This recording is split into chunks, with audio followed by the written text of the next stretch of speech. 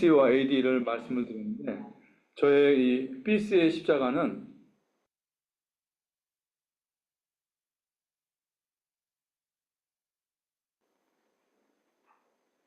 그리고 십자가 이퀄 죄사함, 이런 프레임밖에 없었어요.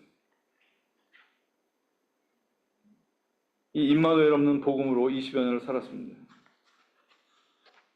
그런데 이 복음은 저에게 아주 고상한 자아상을 줬어요. 세속적이지 않은 기독교적인 자아상, 그리고 나를 열심히 공부하게 하고 또 교회 생활하게 하고 또 선교회 활동하게 했었어요. 그렇지만 그 끝은 믿음을 다 잃어버린 것이었습니다. 그러니까 돌아보니까 그 시간들은 분명히 기독교인으로 보였지만 기독교적인 자아 실현을 위한 그런 시간들이었더라고요. 이 땅만 가시와 엉겅퀴로 이 저주가 덮인 것이 아니었습니다. 제 영혼이 그랬었습니다.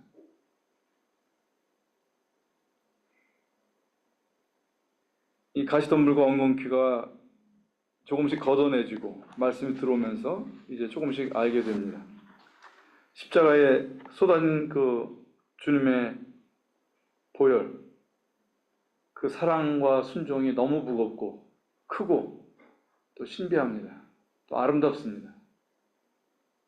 십자가가 혜택일 뿐만 아니라 인격이라고 하는 것을 이제 알게 됩니다.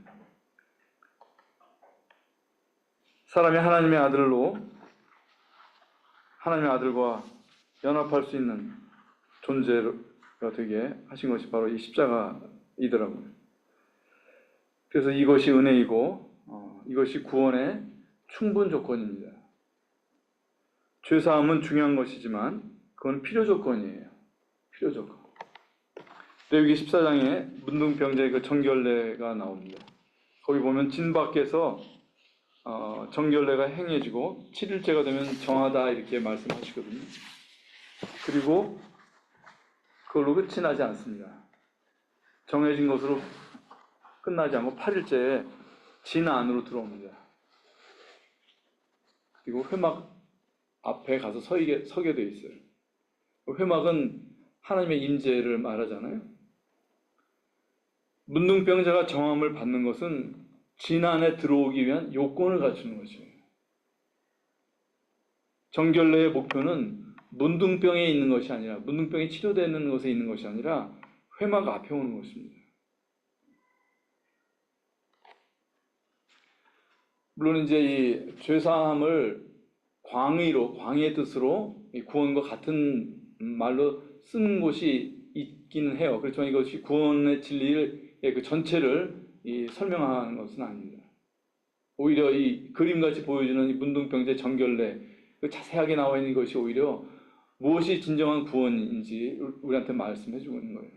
정결하게 된 이유는 그것은 진 밖에서 되는 것이고, 그렇게 돼서 왜 문둥병을 깨끗하게 해주느냐? 회막 앞에 오라고 하는 것입니다. 하나님 앞에 오라고 하는 것이에요.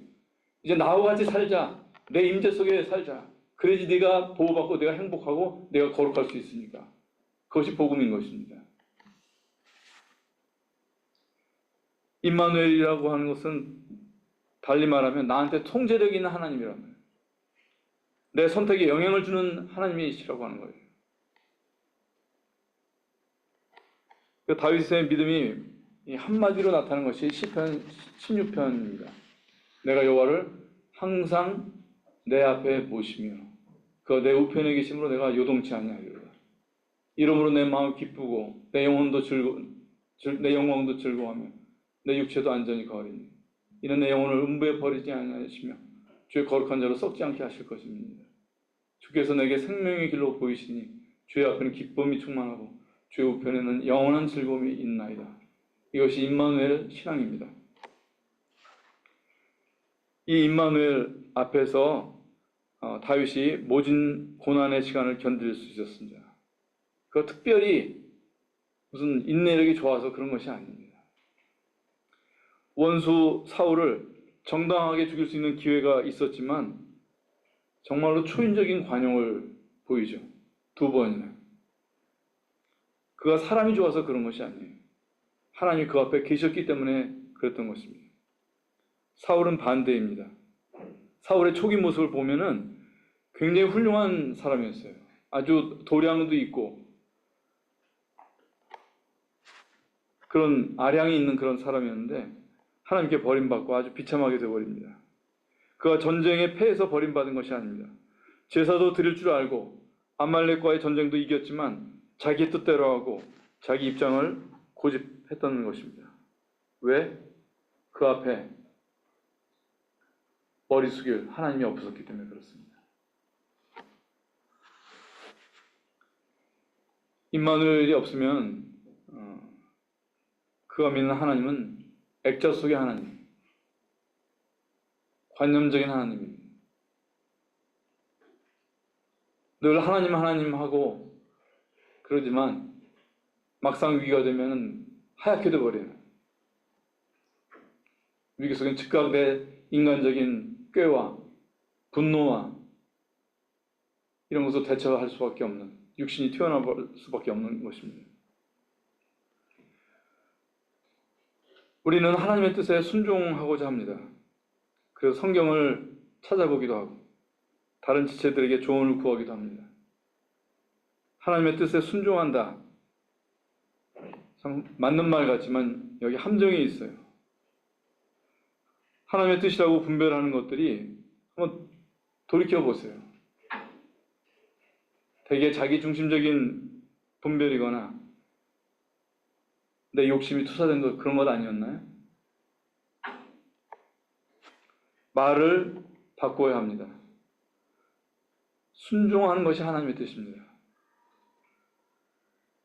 하나님의 뜻에 순종하려고 하지 마세요. 하나님의 뜻에 순종하려고 하지 마세요. 순종하세요. 순종하는 것이 하나님의 뜻입니다. 부부든 교회든 연합이 안 되는 것은 내 앞에 사자가 없기 때문입니다. 우리 속담에 이런 말이 있죠. 호랑이 없는 굴에 토끼가 왕 노릇한다. 임마누엘 없는 신앙, 아무리 화려하고 경건해도 결국 자기가 왕입니다. 그리고 자기가 왕들인 사람들이 만나서 기껏 할 수 있는 것은 힘 있는 사람한테 종속되는 것밖에 안 돼요. 성도의 고귀한 개별성은 소멸되고 집단성만 남는 것입니다. 네, 오늘 말씀 마치겠습니다. 모든 사람은 너무나 개별적이고 존귀합니다. 하나님도 대안이 없는 그런 존재들이에요. 나도 그렇습니다. 나도. 그렇지만 연합을 위해서 내 권리, 내 입장, 내 영광을 가려야 합니다. 그리고 이런 연합은 내가 임마누엘 앞에서 살 때 이루어지는 것입니다.